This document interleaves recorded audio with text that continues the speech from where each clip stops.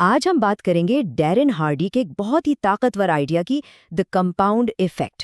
یہ وہ نظام ہے جو بتاتا ہے کہ کیسے چھوٹے چھوٹے لیکن مسلسل اٹھائے گئے قدم ہمیں ایک غیر معمولی کامیابی تک پہنچا سکتے ہیں۔ اکثر ایسا ہوتا ہے نا کہ ہم راتوں رات کامیابی چاہتے ہیں، فوری نتائج کی تلاش میں رہتے ہیں، اور جب ایسا نہیں ہوتا تو مایوسی ہونے لگتی ہے۔ ایک عجیب سا احساس ہوتا ہے جیسے ہم کہیں پھنس کر رہ گئے ہیں، اور سچ پوچھیں تو یہ ایک بہت ہی عام سی بات ہے۔ تو اسی سوچ کے جواب میں ڈیرن ہارڈی کہتے ہیں کہ ان کی کتاب میں کوئی جادوئی فارمولا نہیں ہے، کوئی چالاکی نہیں، کوئی بڑی بڑی باتیں نہیں، بس سیدھی اور سچی بات کہ اصل کامیابی حاصل کرنے کے لیے کیا کرنا پڑتا ہے۔ یہ کتاب اصل میں ان تمام جلدی امیر بن جاؤ اسکیموں کا ایک بہترین جواب ہے۔ تو یہ کمپاؤنڈ ایفیکٹ ہے کیا؟ آسان لفظوں میں یہ وہ اصول ہے جس کے تحت چھوٹے چھوٹے سمجھداری سے کیے گئے فیصلے جب مسلسل کیے جائیں تو وقت کے ساتھ بہت بڑے نتائج دیتے ہیں۔ اور اس کی سب سے دلچسپ بات پتہ ہے کیا ہے؟ یہ کہ جب ہم یہ چھوٹے چھوٹے قدم اٹھا رہے ہوتے ہیں نا تو یہ بالکل غیر اہم لگتے ہیں۔ اس کو سمجھنے کے لیے ایک بڑی زبردست مثال ہے جادوئی پیسے کی۔ فرض کریں کہ ایک چوائس دی جائے، یا تو آج ہی $3 ملین لے لیں، یا پھر ایک ایسا پیسہ لیں جو اگلے 31 دنوں تک ہر روز ڈبل ہوتا رہے۔ اب سوچنے میں تو یہ ایک مشکل فیصلہ لگتا ہے نا؟ اچھا، اب کہانی میں ایک موڑ آتا ہے۔ 20 دن گزرنے کے بعد وہ جادوئی پیسہ صرف $5,242 بنتا ہے۔ اب ذرا سوچیں، ایک طرف $3 ملین اور دوسری طرف صرف 5,000۔ صاف ظاہر ہے کہ 3 ملین والا آپشن کہیں زیادہ بہتر لگ رہا ہے، اور یہی وہ پوائنٹ ہے جہاں اکثر لوگ ہمت ہار جاتے ہیں۔ اصل صبر کا امتحان تو یہی ہوتا ہے۔ لیکن اگر کوئی صبر کر جائے تو 31ویں دن جو ہوتا ہے وہ سب کو حیران کر دیتا ہے۔ وہ ایک پیسہ بڑھ کر $10 ملین سے بھی زیادہ ہو جاتا ہے۔ یہ مثال اتنی بہترین ہے کہ یہ ہمیں بالکل صاف صاف دکھاتی ہے کہ کیسے وقت کے ساتھ مستقل مزاجی یعنی کنسسٹنسی ایسے نتائج پیدا کرتی ہے جن کا ہم تصور بھی نہیں کر سکتے۔ تو سوال یہ ہے کہ یہ طاقت آخر کام کیسے کرتی ہے؟ ڈیرن ہارڈی نے اس پورے آئیڈیا کو 6 بنیادی اصولوں میں تقسیم کیا ہے۔ یہ اصول ایک طرح سے ایک مکمل روڈ میپ ہیں۔ تو چلیں ایک ایک کر کے ان سب پر نظر ڈالتے ہیں۔ شروعات ہوتی ہے ہمارے فیصلوں سے۔ زندگی میں جو کچھ بھی ہوتا ہے، اچھا یا برا، چھوٹا یا بڑا، اس کی جڑ میں ہمارا کوئی نہ کوئی انتخاب، کوئی چوائس ہوتی ہے۔ اور ستم ظریفی یہ ہے کہ ان میں سے زیادہ تر فیصلے تو ہم بنا سوچے سمجھے لاشعوری طور پر کر رہے ہوتے ہیں۔ اس بات کو سمجھنے کے لیے اسکاٹ اور بریڈ کی کہانی دیکھتے ہیں۔ دونوں دوست ہیں، ایک جیسی زندگی گزار رہے ہیں، لیکن ان کے روز کے چھوٹے چھوٹے انتخاب بالکل مختلف ہیں۔ اسکاٹ روزانہ 10 صفحے کتاب پڑھتا ہے، بریڈ ٹی وی دیکھتا ہے۔ اسکاٹ اپنی ڈائٹ سے صرف 125 کیلریز کم کرتا ہے، بریڈ ایک سوڈا یا کوئی میٹھی چیز کھا لیتا ہے۔ شروع میں تو کوئی فرق نظر نہیں آتا، لیکن کچھ ہی سالوں میں ان چھوٹے چھوٹے فیصلوں کی وجہ سے ان دونوں کی زندگیوں میں زمین آسمان کا فرق آ جاتا ہے۔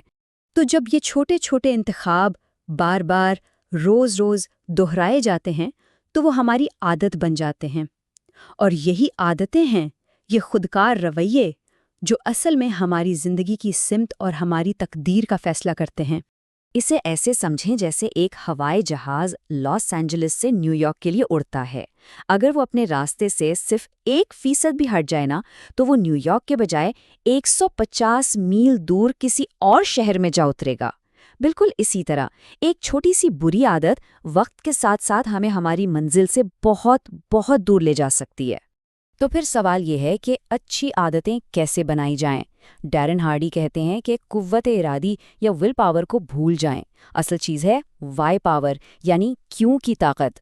مطلب ہمارے انتخاب اور ہماری عادتیں تبھی پائیدار ہوتی ہیں جب وہ ہمارے کسی بڑے مقصد، ہمارے خوابوں اور ہماری خواہشات سے جڑی ہوں۔ جب کیوں واضح ہو تو کیسے آسان ہو جاتا ہے۔ اچھا، جب ایک بار اچھی عادتیں بن جاتی ہیں اور ہم ان پر قائم رہتے ہیں تو ایک بہت ہی زبردست چیز ہوتی ہے، ایک ناقابل یقین طاقت حرکت میں آتی ہے جسے ڈیرن ہارڈی بگ مو یا مومنٹم کہتے ہیں۔ یہ کامیابی کی وہ لہر ہے جو پھر ہمیں خود آگے دھکیلتی ہے۔ اس مومنٹم کو پانی کے پمپ کی مثال سے بہت اچھی طرح سمجھا جا سکتا ہے۔ دیکھیں، جب آپ پرانے زمانے کا ہینڈ پمپ چلاتے ہیں تو شروع میں بہت زیادہ زور لگانا پڑتا ہے۔ آپ پمپ کرتے رہتے ہیں اور کچھ نہیں ہوتا۔ پھر اچانک پانی کی پہلی کچھ بوندیں ٹپکتی ہیں اور پھر ایک مستقل بہاؤ شروع ہو جاتا ہے۔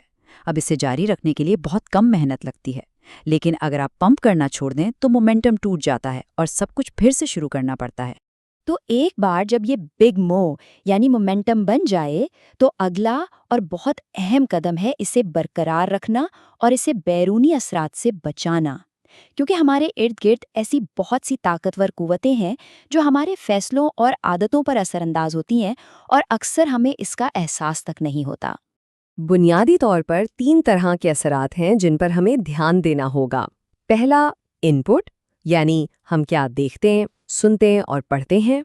दूसरा, हमारी सोहबत, यानी हम किन लोगों के साथ अपना वक्त गुजारते हैं। और तीसरा, हमारा माहौल, यानी हमारी इर्द गिर्द की जगह कैसी है। और सोहबत की बात करें तो यहाँ एक बहुत ही चौंका देने वाली बात है। हार्वर्ड यूनिवर्सिटी की एक तहकीक बताती है कि हमारा रेफरेंस ग्रुप, यानी वो 5 लोग जिनके साथ हम सबसे ज़्यादा वक्त गुजारते हैं, हमारी 95% कामयाबी या नाकामी का जिम्मेदार होता है। 95%, ये बहुत बड़ी बात है। अब आते हैं आखिरी असूल की तरफ, और वो है अपने नताइज को तेज़ करना, उन्हें कई गुना बढ़ाना। और ये कैसे होता है? ये होता है जब हम तवक्को से थोड़ा ज़्यादा करते हैं, जब हम अपनी हदों से थोड़ा आगे निकलते हैं, ख़ास तौर पर उस वक्त जब हम थक चुके हों या किसी रुकावट का सामना कर रहे हों। गोल्फ की दुनिया से इसकी एक बेहतरीन मिसाल मिलती है। दुनिया के नंबर 1 और नंबर 10 रैंक वाले गोल्फर की कारकर्दगी में औसतन सिर्फ 1.9 स्ट्रोक का फ़र्क होता है। सिर्फ 1.9 का, लेकिन इनकी इनामी रकम में 5 गुना का फ़र्क होता है। इससे साफ जाहिर है कि परफॉर्मेंस में एक ज़रा सा इजाफा भी नताइज में एक बहुत बड़ा गैर मुतनासिब इजाफा ला सकता है। तो इसका मतलब क्या हुआ? इसका मतलब है कि हमें वो करना है जो दूसरे नहीं कर रहे, कुछ गैर मुतवक्के करें, जैसे क्रिसमस के बजाय थैंक्सगिविंग पर कार्ड भेजना, अपनी हद से थोड़ा आगे बढ़ना, जैसे वर्जिश में तयशुदा सेट के बाद कुछ इजाफी रेप्स करना। ऐसे लम्हात तलाश करना जहां हम तवक्कुआत से बढ़कर कुछ कर सकें। यही वो छोटी छोटी इजाफी कोशिशें हैं जो गैर मामूली नताइज लाती हैं। तो आखिर में ये सारी बात एक ही सवाल पर आकर रुकती है। वो कौन सा एक छोटा लेकिन समझदारी भरा इंतखाब है जो आज किया जाएगा? वो कौन सा पहला कदम होगा जो कामयाबी के इस सफ़र का आगाज़ करेगा? क्योंकि याद रखें, बड़े से बड़ा सफ़र भी हमेशा एक ही कदम से शुरू होता है।